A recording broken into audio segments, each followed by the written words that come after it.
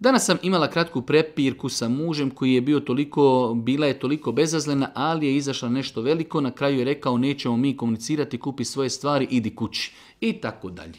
Pitanje je da li je to razvod braka ili ne. Znači čovjek i žena su se naljutili, počelo je od sitnice baš kako mi to sve uspijemo ekstra uraditi. Od sitnice napravimo belaj do te mjeri da smo došli do granice da je čovjek se naljutio i kazao ženi idi kući, idi svojima. Da li je to razvod braka ili ne? Ja sam dodatno poslije kontaktirao sa ovom osobom. U osnovi ovakve stvari se vraćaju na namjeru čovjeka.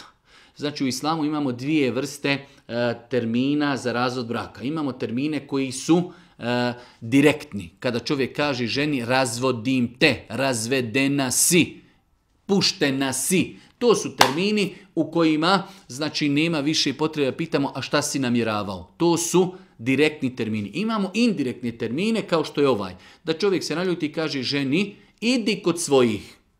Idi kod svojih može značiti puštena si, idi kod svojih, a može i značiti idi kod svojih, malo sam ljud dok se jednostavno stvari malo ohladi. Pa se tada postavlja pitanje tom čovjeku koji to rekao šta si namjeravao tog momenta kada si izgovarao tu riječ. Ako kaže da, jesam, namjeravao sam tim riječima, razvedena si, onda je to razvod braka. Ne, ako kaže ne, nije mi razvod braka pao na pamet, jednostavno želio sam da žena ode kod svojih i da malo se ohladim pa ćemo poslije razgovarati o tom problemu, onda to nije razvod braka. Znači u islamu kada je u pitanju razvod braka imamo dvije kategorije termina za razvod braka, oni koji su jasni, nedvosmisleni.